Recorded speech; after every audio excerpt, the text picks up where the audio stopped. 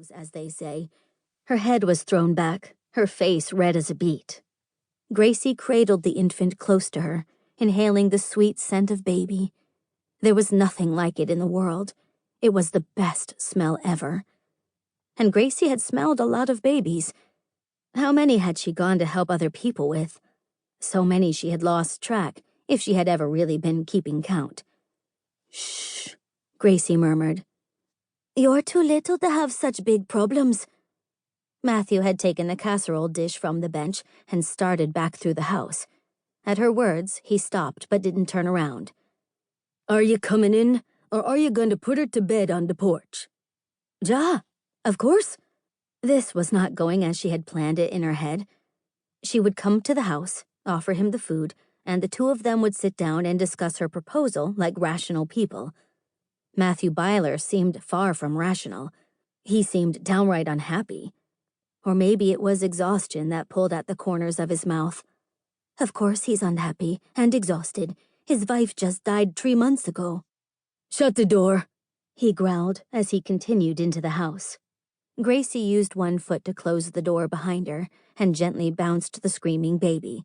If this was what Matthew had been dealing with before she arrived, she could see why he was so upset that she woke the baby. "Shh, you're gonna be in trouble."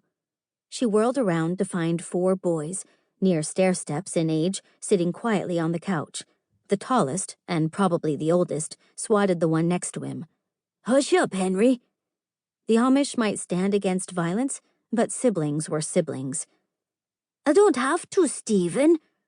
"When Grace is asleep, you do," Stephen retorted. One of the smaller boys slid from the couch. "Thomas, sit down," he continued. "Grace isn't asleep," Henry said. "She will be soon," Stephen replied. "Thomas."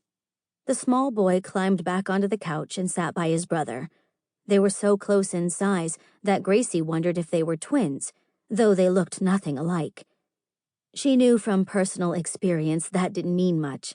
Her own cousins, Hannah and Leah, were twins, and they looked as different as can be. The 4 seemed to be mirrors of each other. Stephen, the oldest, had dark hair like his father, but green eyes she supposed he inherited from his mother. They seemed larger than normal, magnified by the lenses of his black-framed glasses. Thomas was the same without the eyewear. Henry had blonde hair and blue eyes. The eye color had to have come from his father, and if she remembered right, Beth, their mother, had blonde hair too.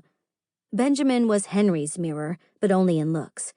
He sat as still as a statue, waiting for something, she supposed. She continued to bounce the baby in a comforting manner, though her screams had quieted to hiccups. Gracie patted the baby on the back, rubbing it in hopes of calming her further. "Thomas!" Stephen chastised. The boy was attempting an escape once again. Stephen grabbed his brother by one suspender and pulled him back into place. Somehow he managed to push his glasses up a little on the bridge of his nose as he did so. "Hey!" Henry protested. He was still sitting between Stephen and Thomas. "Necessary," Stephen grunted. He seemed to have taken on the role of mother and father in his parents' absence. His mother wasn't coming back. But where was his dad? Thomas finally settled back into place next to Benjamin, who Gracie was sure hadn't moved the entire time she'd been standing there. How unusual for a small child to sit still like that for so long. And she couldn't help but wonder if it was in his nature or something else. Stephen had started bossing again, telling Henry to be still, quit picking his nails, and to stop blowing spit bubbles. Where was their father? The baby's hiccups were gone. Gracie looked down at the sweet, sweet face to find that she had finally gone to sleep. She felt warm and solid in Gracie's arms, but she knew she couldn't get too used to the feel, not until she talked to Matthew. And if he agreed, she would be able to hold this baby, be a mother to Stephen so he could go back to being a child, and maybe even have a baby of her own. The mere thought made her sigh. "You okay, lady?" She pulled herself out of her thoughts and centered her attention on Henry. Stephen elbowed him in the ribs. "Don't call her lady." "Why not?" Henry grumbled, shouldering him back. "'Cause it's not nice.